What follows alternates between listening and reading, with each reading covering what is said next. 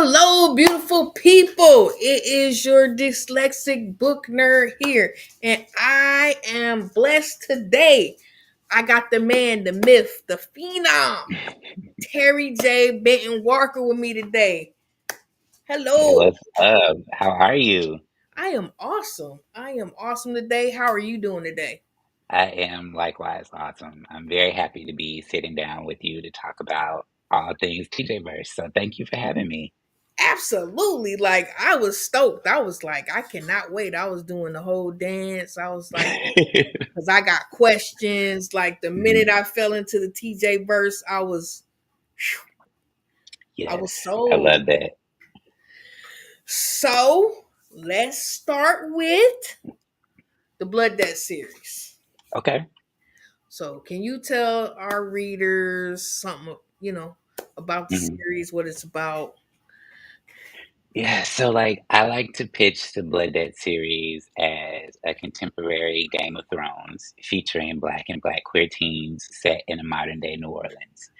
And the premise is that 30 years after the most brutal magical massacre in New Orleans history, twin heirs of a dethroned family set out to right the wrongs in their family's past and bring about the justice that they are owed. This book has been called Young and the Restless with Magic. This Definitely. is it's been likened to the originals television series if you were into that. Definitely heavy originals vibes. Also, and I did a TikTok video on this not too long ago. There were a lot of parallels between Blood Justice and X-Men 97. So I don't know if you watched X-Men 97, I but did. like yeah, did you catch the parallels between the Yeah, show and Blood Justice? Like it was wild. it was. Um, yeah, so it's a very black, very queer story. Just like everything in the TJ verse, I write with black and black queer audiences in mind. So everything the TJ verse is for us. That's why I was like, yo, I I gotta read this, and he gotta be on book therapy. We gotta be Yeah. in the magazine because Blackout Magazine is centered in black brown queer culture. We are the excellence Mhm. of the pulse of the culture. So I was like, yeah, I gotta get into this. I know I'm gonna ask the question that everybody is asking, like when gonna be book three, man? Oh, okay, you start with the heavy questions up front.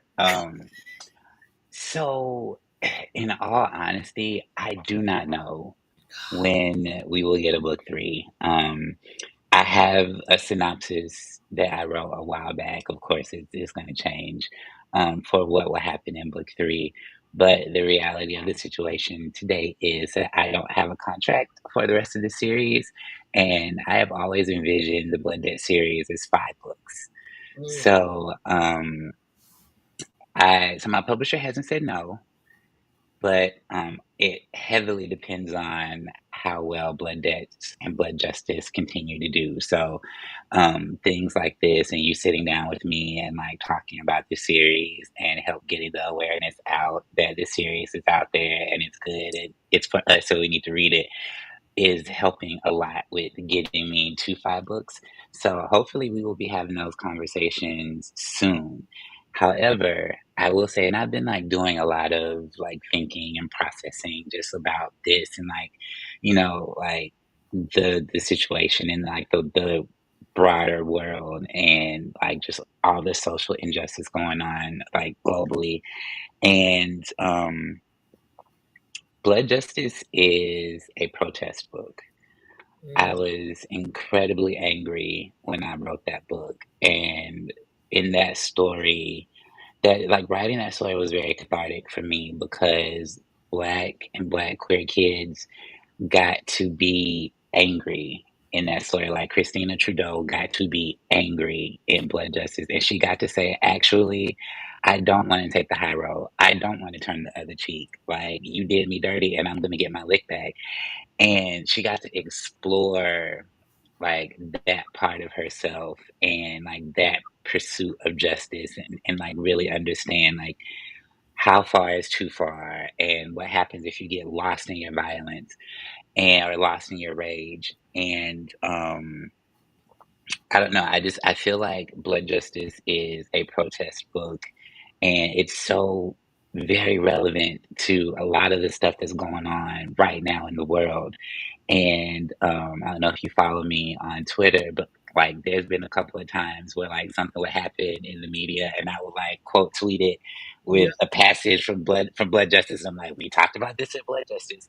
And so I feel like I don't want to move on too quickly from Blood Justice onto the next book because like to be honest, like with the state of the world and just like also with like my personal like state and how I'm feeling with like what's going on in the world and like also what's going on in my life. I don't know that we're ready to move on collectively from Blood Justice. Like that's a book that I feel like we need to sit with for a little while.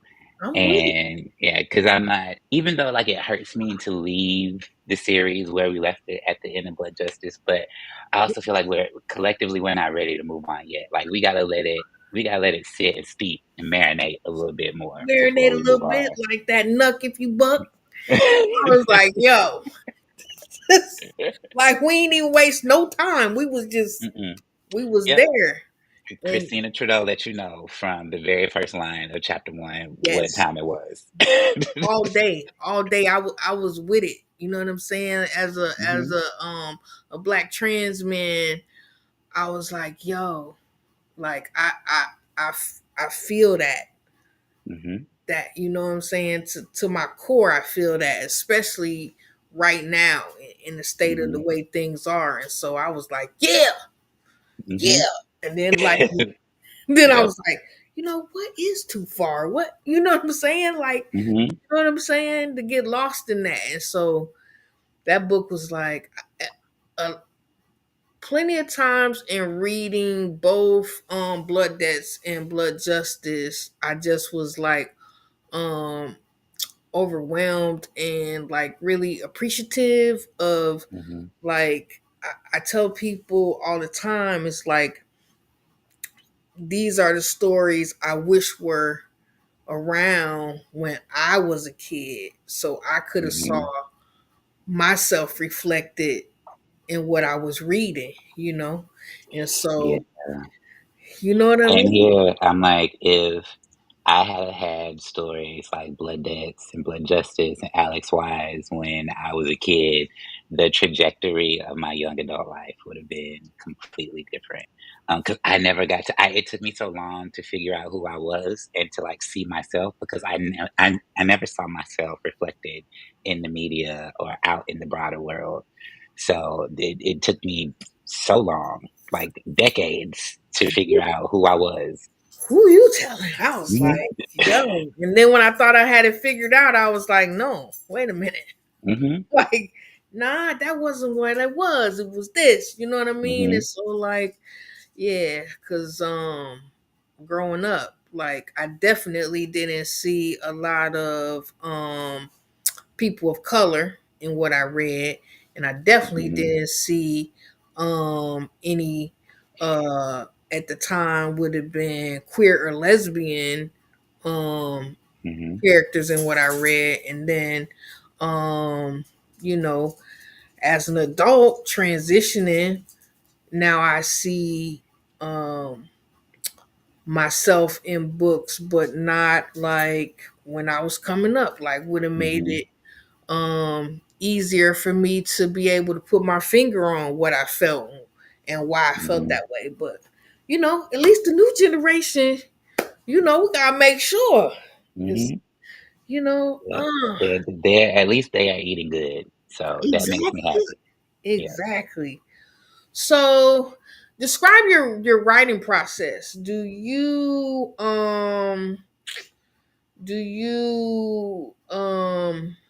write like plot and plan, or are you more organic with the way you Mhm. write? So I'm very analytical. So I'm an industrial engineer. So I approach everything like with a heavily like defined process that's like super efficient. It's like I do all the planning up front. I typically start with like a concept or a character, and I build it up from there into just like a general idea.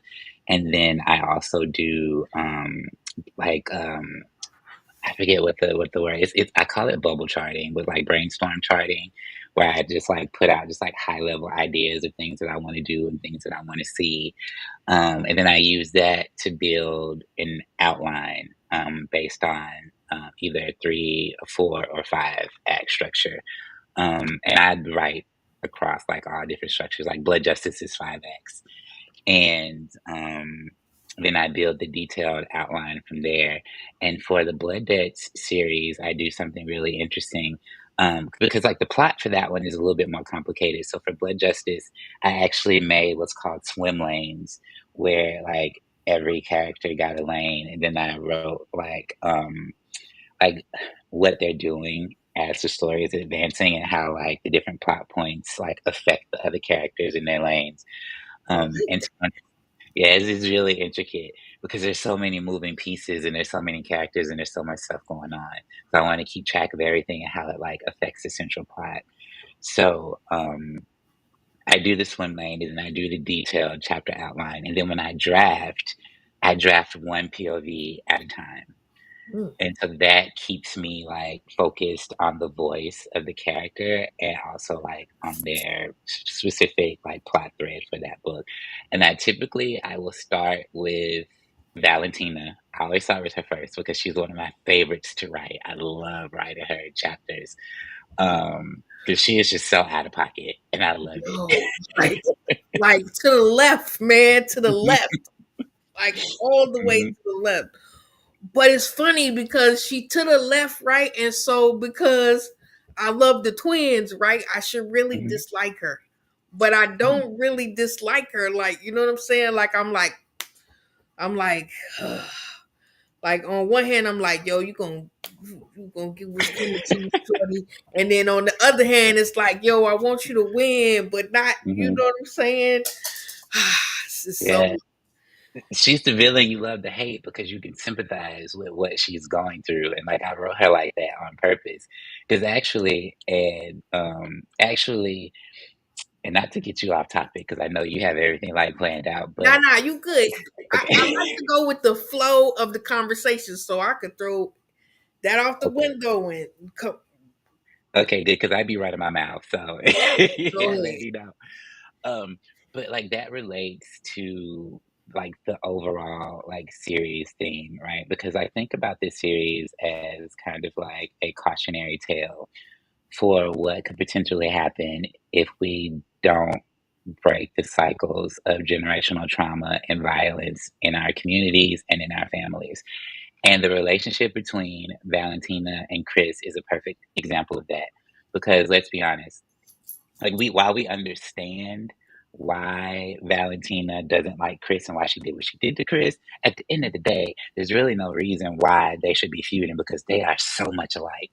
Definitely. And I had a lot of fun writing Blood Justice and showing like the moments between those two POVs where there was something that Christina might have benefited from or some knowledge that Valentina had, or like they shared a similar thought, like in the beginning when both of them come to the conclusion that sometimes violence is the answer, and they have it about like two separate things. So I'm just like, man, if y'all could be friends and y'all could like put y'all heads together, like y'all could accomplish so much. Yeah, And then like there's little moments like if anybody's watching this, like if you're reading Blood Justice, like be on the lookout for like those little moments where you see like when you compare and contrast like what's going on between Chris and Val, and just think about like how different that situation would be if they were friends. And um yeah, it's kind of because it's just a cautionary tale of like what we stand to lose if we don't break those toxic cycles. And even though in Blood Justice, you know, Chris tries, but Valentina wasn't having it. She's already too far gone. So definitely. I was yeah. like, oh man. You like, oh man. I'm like, I don't like you, but I like you, and Hmm. yo, you sound like her. You know, like, Hmm. why are y'all feuding? Yo, it was yo.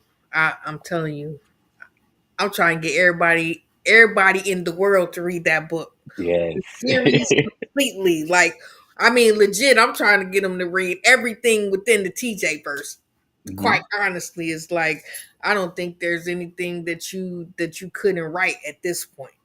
I appreciate that. You That really means a lot to me because I always love, because like I said before, I growing up, like I didn't have, we just talked about this, like we didn't have these type of stories growing up.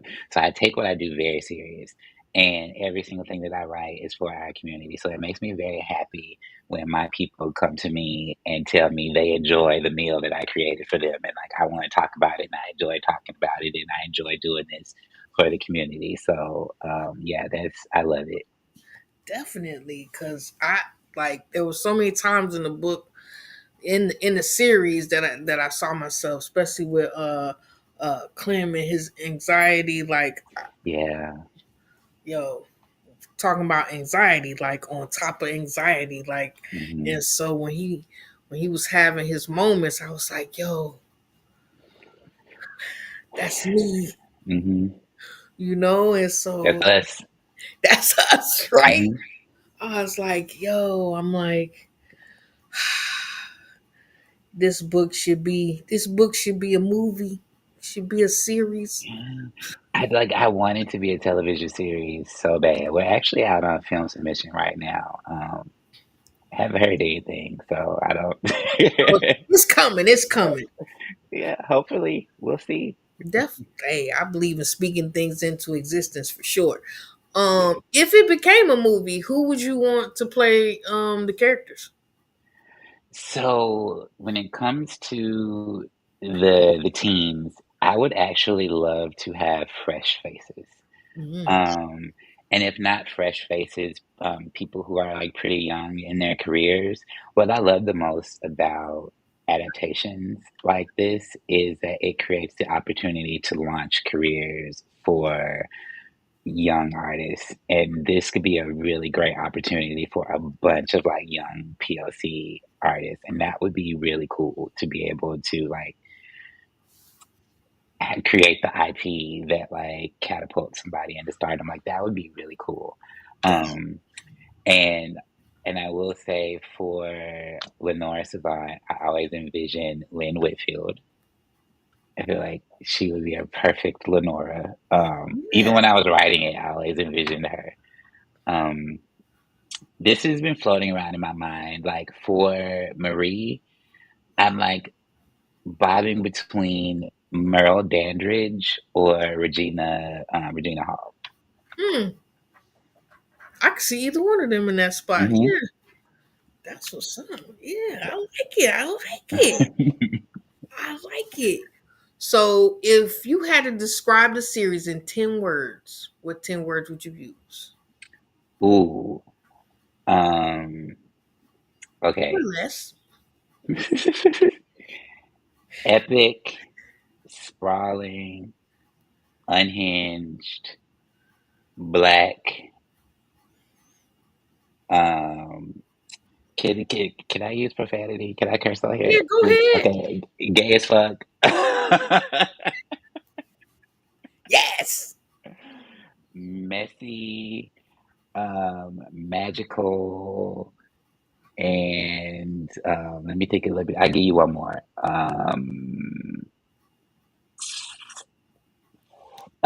Thrilling. I like it. Yeah. That's what's up. I like that. Um, Now you're one of my favorite authors, right? Thank you. Who would be one of your favorite authors? Or give me your top five. Okay, top five. Um, Adam Sass. He is the author of Surrender Your Sons, Your Lonely Nights Are Over, The 99 Boyfriends of Micah Summers, and he has a book, Cursed Boys and Broken Hearts, that's a companion novel to 99 Boyfriends that's coming out the exact same day as The White Guy Dies First. Ooh, nice. Yeah, so like we're doing like a little Barbenheimer like virtual event with Mysterious Galaxy Bookstore. They're based in San Diego, but it's a virtual event, so anybody can come. If you register, you can come hang out with us. So he is definitely one of my favorite authors. I think he's like a very one of the most important like queer voices in fiction right now. Jazz Hammonds is another one of my favorites. We Deserve Monuments just like altered my brain chemistry. Like that book is just so beautiful. And Jazz is also like I don't know if you've had the opportunity to meet them yet I or have not. interview them. They are one of the most wonderful people that I have met in publishing. I am hoping to get to sit down with them because I'm Mhm. going to review Thirsty Thirsty. in September. Yeah. Have you read it? I have not read it yet. It's so good. It's so good. It's my next read because I'm doing it for September. So Mhm. Yeah, I can't wait for you to read it. It's really good. Um, Other favorite authors would be Jordan Fueko, Kaylin Bayron, Alexis Henderson is another favorite, Adam Caesar. And I say this all the time, Adam Caesar is the only straight white man who I stand. Because his work is just like he does horror, he does Clown in the Cornfield, which Clown in the Cornfield 3 is coming out soon. And he just did an Audible original called The Influencer. That's a horror thriller. It's so good. Like I still think about it, and it's actually being published as a novel. mm, So that's coming out soon. So all of them are all like outside now I authors, got and a they're whole all list like of stuff amazing I'm gonna have people. to. Now I got a whole list of stuff I'm gonna have to check out. Boy, I tell you. Hmm. Let's see. What's your favorite line in the series, either out of one book or both books, or your ultimate favorite line? My ultimate favorite line would probably be from Blood Justice, and it was from Chris, and it's when she says, "In 5 minutes he'll be brain dead. In eight, the Never Realm can have him." Yes, yes. Crispy. Man, listen. Hmm. Yeah, now my favorite would be from Blood Debts. Okay. I can't remember if Clem said it or Chris said it, Hmm. but bring me her head. It was Clem. Oh yes. Yo, that Yep. was everything. Hmm. That was everything for me. I was walking around the house for like 2 weeks. And so also, so two things. One, my but I would say my favorite line is also from that scene when she's like, "Please have mercy on me," and they're like, "No." Like I love that, No. and then I also love how in Blood Justice, like, and then you just reminded me of this when you said, "Bring me her head," how like her head is a running joke. Well, not a running joke, but it's like a Yeah, running thing, like throughout yeah, the whole book. It's like everybody's talking about her head, and nobody ever says like where the head is or what they did with it, and you find out like at the very last moment. Like, yo. Like I was like, yo, this is everything. I'm telling you. I said the line so much that my wife had to read the series. uh, but did she like it? Oh, she loved it. She loved it, and she's not even like a fantasy reader, but Hmm. she's You know, married. I have heard from people who aren't fantasy readers that the Blood Debt series is a easy like entry level like book because even though it's magic, like it's a slow ramp up and the magic system is easy to understand. Yup, And it's of course plus it's like contemporary, so like those stories are inherently easier because you're not dealing with like second world stuff. exactly. It was awesome. Like I'll tell you, I love the series so much. I recently graduated from a leadership program for trans leaders, right? And so Hmm. graduation was in New Orleans. Oh, And congrats. so on my downtime, I was walking around, like, I wonder if this where the bar was. Like I was Yeah, having, walk around the corner. yes, Hmm. I was having a great time. Definitely a great time. All right. Um, who inspires you? Ooh, a bunch of people. So one person who inspires me is Adam Sass. So I mentioned him earlier. He's another author. He's another queer author. And he is also my best friend. And we have been friends for quite a while now. I think we first met when Surrender Your Sons was he was getting ready to go on submission with that. And he has just been like such an incredible like partner in life and like helping me navigate publishing and like he knows about like everything that I'm working on. And I would be like he talked with me so much about Clem's storyline in Blood Justice because Clem is my favorite character. And I wanted to make sure with his arc in Blood Justice that I was very careful with how I presented him and just like the queer male struggle, especially like the queer POC male struggle. And I talked with Adam about it, and he like tirelessly sat on the phone with me for many hours and like listened to me go on and like gave me advice and like we worked through stuff together. And so he definitely, and plus, like, his work is amazing. And it's really cool to be friends with someone who, like, constantly is leveling up their work and inspiring you to do the same. And I'm Mhm. sure he would say the same thing about me, but like, it's just, it's very inspiring and uplifting to have a friend like him. Um, I'll also say Beyonce because I am a member of the Beehive. I say this often. I have been a fan of Beyonce like from the very beginning. I Mhm. literally have my high school senior book from when Destiny's Child was like when Survivor had just come out when I was in high school, and I like plastered the inside cover and the front inside cover and the back inside cover with just like cutouts from magazines of just like nothing but Destiny's Child. There are like several pages in there. It's just like collages of them. I was obsessed with her and I followed like her whole career. And I've been a fan like the whole time. And it's been really, really cool to see like how she's progressed from when she was with Destiny's Child and they were like performing in the middle of Norfolk Cat Mall in Atlanta to now where like she's a celebrity and not just that, but just like following her music and seeing how like her artistry has grown and how she's constantly like leveling up and challenging herself with every single album. Like it's inspired me so much. And right now I'm listening to Cowboy Carter on Uh-huh. repeat, which is so it's like I'm just so inspired by that. Cause like I was one I'm not gonna lie, I'm a Beehive like down. But when I heard she was doing country, I was kind of like, country. But I can't, like, it is probably my favorite Beyonce album. And what sold it for me was when she was like, "This is not a country album. This is a Beyonce album." And I was like, "You better talk your shit." Like, Better let them know. yeah. And so I try to embody that with my work too. So where like even if I'm working in a genre that I haven't worked in before, which is what I'm doing right now. I'm working on a romantasy, an adult romantasy. I don't know if you've heard about I it. saw the video. Yeah, I yeah. saw your Instagram now.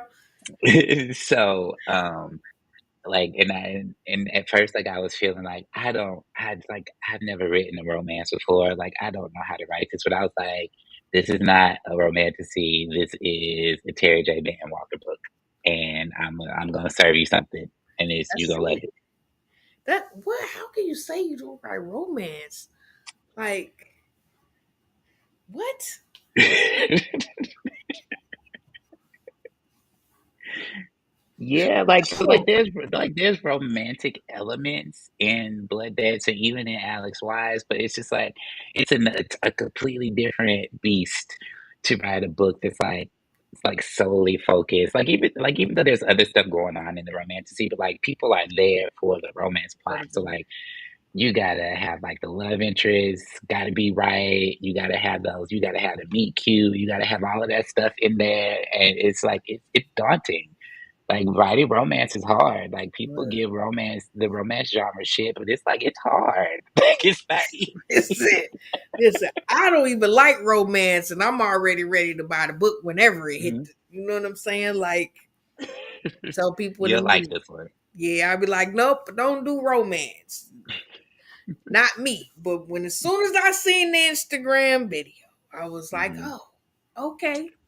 Well, and it's a romantasy too, so there's gonna be magic and witches and dragons and stuff. So I'm it sold. won't just be like straight romance. I'm sold. It don't even matter. You know? How you feel about Beyonce? Yeah, I'm like, that's what we on Hmm. right here. I'm as soon as you said welcome to the TJverse, I was in. Yep. You told me you follow me on Twitter. Yes, I follow you on Twitter, Instagram, and TikTok. Like Yes, I am fully invested. I am a fan. I appreciate you. Hey, I appreciate you and the work that you do. So, because Thank I've you. been telling these people, y'all listen, get these books, bruh. Like, get these books. Speaking of books, let's switch gears because it's coming out in July. Yes. July 16th. Hmm. Yes. The white guy dies first. When I tell you, I I growing up, I used to read horror, but I won't watch no. Hmm. I ain't gonna watch. I watch old horror movies, but I won't really watch new horror movies because for me they seem um more for the gross effect than the you gonna scare me and make me think about some things kind of genre today. But Okay, you need to hit me up for some Rex. I can give you some that are you gonna do scare some you like on a different level than just like being gross. okay, cause I don't Yeah, do the gross. I don't. I'll be yeah, like, nah, I ain't watching that. hmm, Cool. I'm definitely gonna need them ready. yeah. Cause I cause got you. Hit me up offline, and I got I'll send you some Rex. I got you. I got you. Yo, this book was everything. Thank you. I'm glad you loved it. Was everything. And then like you got like I was like, okay, so I'm gonna see who these writers are, and if it's somebody I don't have their work of, I'm gonna add them if I like their short story. I think every name on there, I have like most of the stuff in their catalog. I was like, oh, we bringing out heavy hitters. That's what we Hmm. doing. Yep. The roster for this anthology is just incredible. Like I remember when everyone signed on and we had everybody locked in, I would just stare at it in disbelief. I'm like, I cannot believe that I got all of these superstars to agree to work on this project with me and like be edited by me. Like I got to edit Tiffany D. Jackson. Like that was wild. And like she was so wonderful to edit and she was so gracious and so nice. And I'm just like like, can we change this possibly? Like also you don't have to, just let me know. And she was so nice. Dude, I was like, this is everything. I was like, I love all of these people. I was like, yeah, let me. Oh, nope, I got that. Yep, nope, I got. They work too. Oh, okay, yeah, all right. Hmm.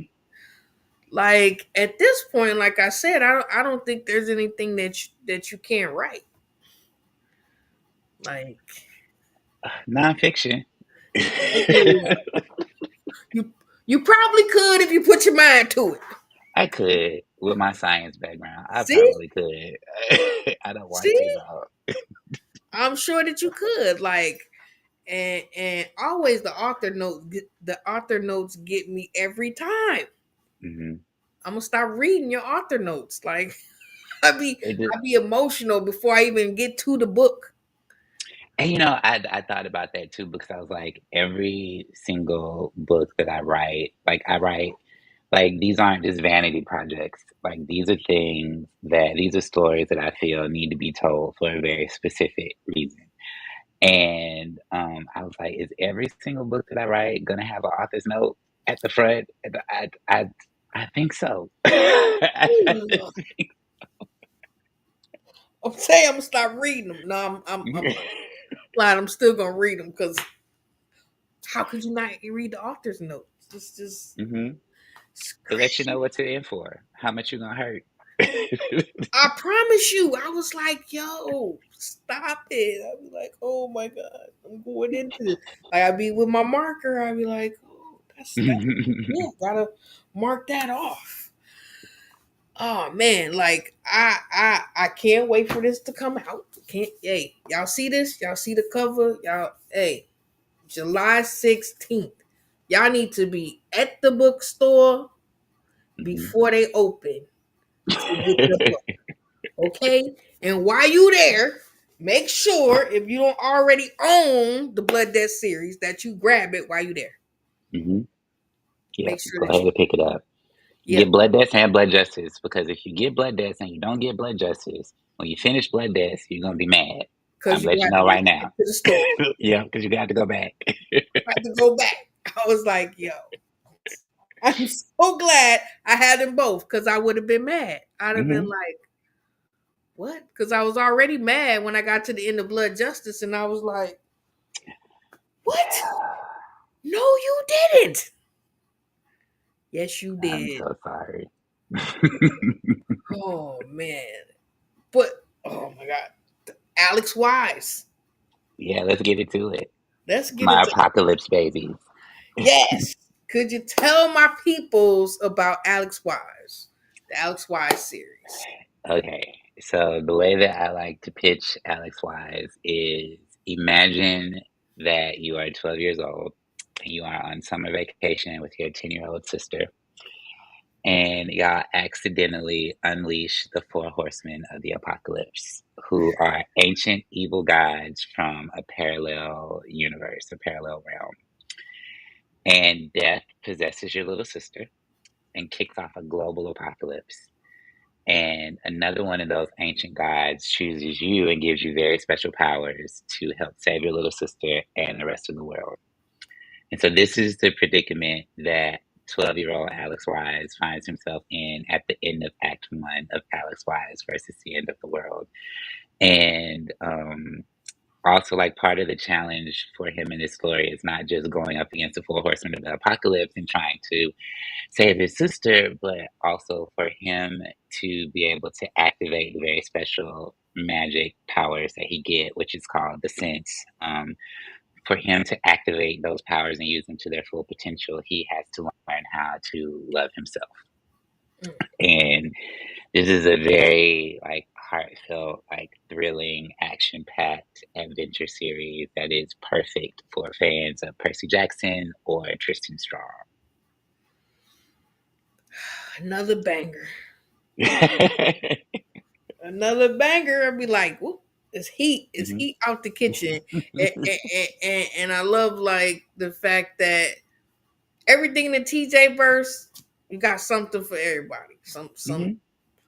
Something everybody can read, Yeah. relate to, see themselves in some way. It's like, you know, I'm loving it. And then Alex Wise versus the Cosmic Shift is coming out the day before my birthday, which Mhm. is what day? September 24th. There you go. Yep. So y'all better be at y'all gonna spend a lot of time at the bookstore messing around with. Mhm.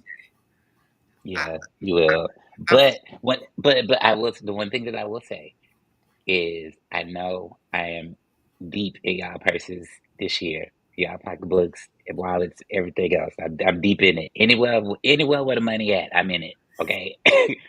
However, I will say $20 spent in the TJverse is $20 very well spent. You are going to get your money's worth because I put every single thing into every project that I put out. Like there's no half stepping. So the quality is there, the experience is there.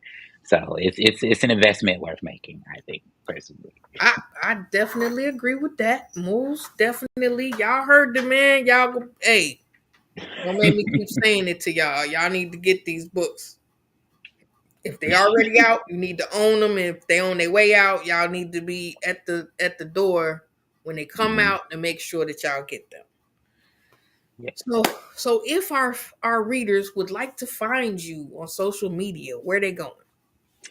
So I on Twitter I am at TJ Benton-Walker, and on Instagram and TikTok I'm at Ice Cream Vice Lord. And you can also check out my website, which is TJbentonWalker.com. And there's lots of information there about like my books, including order links and pre-order links, and also event information. So if you want to come hang out with me at any of the conferences or events that I'll be at for the rest of the year, that information is on my website, as well as how to get into contact with me for reviews or school visits or anything else. So everything's on my website. Whoop, whoop. Now I wanted to ask you, how'd you come up with Yes. ice cream Vice Lord? Because I like ice cream and vice. It's simply that. Okay. Okay. Look, let me tell you something.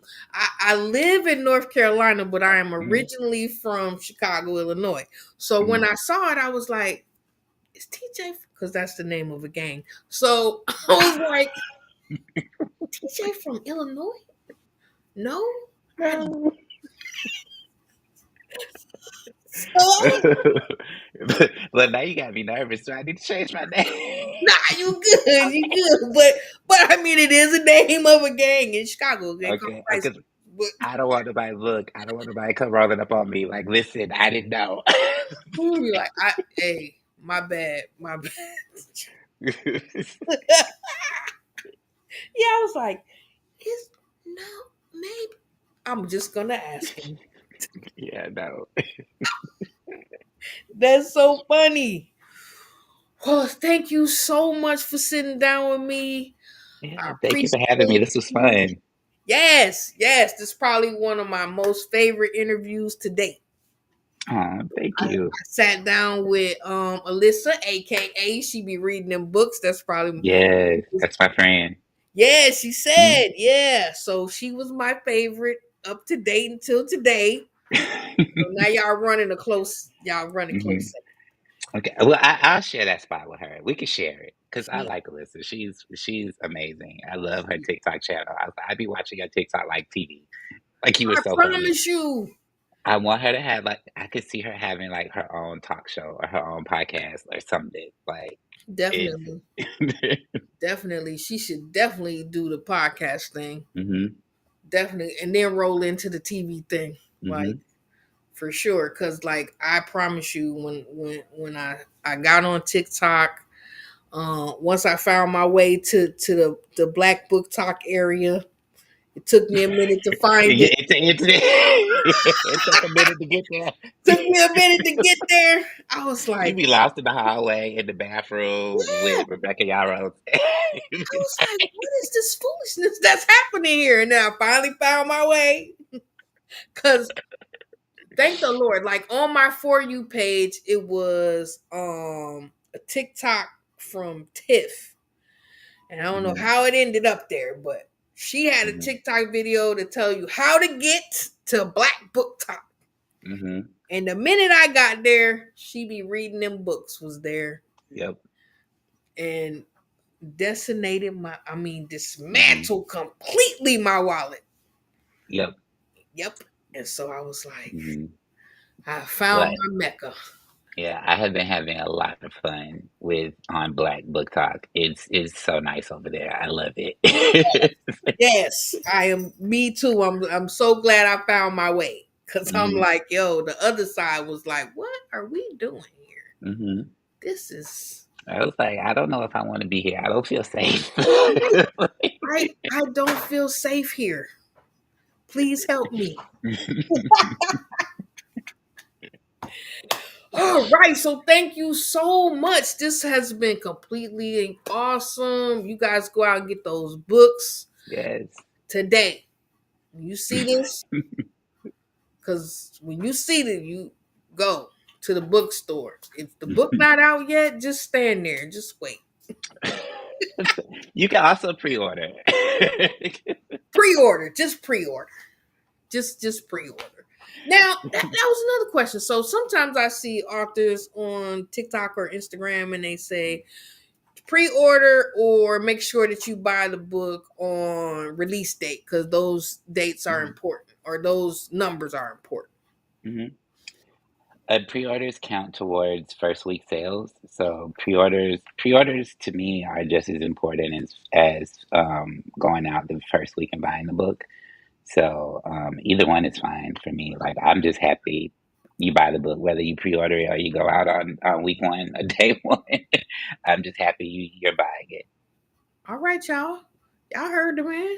Pre-order or get your butt to the bookstore when just pre-order. Mhm. Let's just make our commitment now to just Yeah, pre-order. Okay? yeah, and also don't forget about libraries too. So, like, request it at your local library, request it at your school libraries, and let your librarians know that you want it, and you're interested in it. And if it's there and they only have one copy, like, let them know that, like, you really like it, and they might get more copies too. So, yeah, don't forget about the libraries. That's right. I like that. Support your local library. Mhm. They love it when I come in. Cause I'm checking out books and then I'm Mhm, buying books while I'm there. You know, the ones that they've taken off the shelf and stuff. mhm. Hey, I listen. I I need to. used to love that when I was a kid, like, and we would go and they would have I'm probably dating myself, but, like, when they would have the books that you could get, like, books for a nickel or a dime, Yes, um, and these weren't, like, new books before people, like, start trying to make jokes. These were, like these were books that they were going to, like, discard and, like, destroy, okay? yes, So a dime was better than nothing. absolutely. Now it's like $1. Like $1. I go in there with five Mm, dollars and come out with five good books. yeah. So they love to see. And then I already got my whole stack. I done already put on my checkout list. So they like, you know, here he comes. How y'all doing? So it's awesome. All right, we ain't never gonna end this interview. Okay, Right, okay, Imma stop. I'm done. I'm done. I could do this all night, but we can't do this all night. So, yo, thank y'all for sitting down with us. It is your favorite dyslexic book nerd. Check us out next month. If you are not a subscriber of Black Owl Magazine, I don't even know, like, I don't know why I keep talking to y'all about this. Subscribe, subscribe, subscribe. We are the pulse of the culture. Black and brown queer people. Come on, let's get to it. All right. Check y'all out. First of the month for the magazine. July 15th is book therapy. We live on Facebook, Instagram, and if I can work it out, maybe we'll be live on TikTok. So don't meet me there, beat me there. Till next time, go read a book.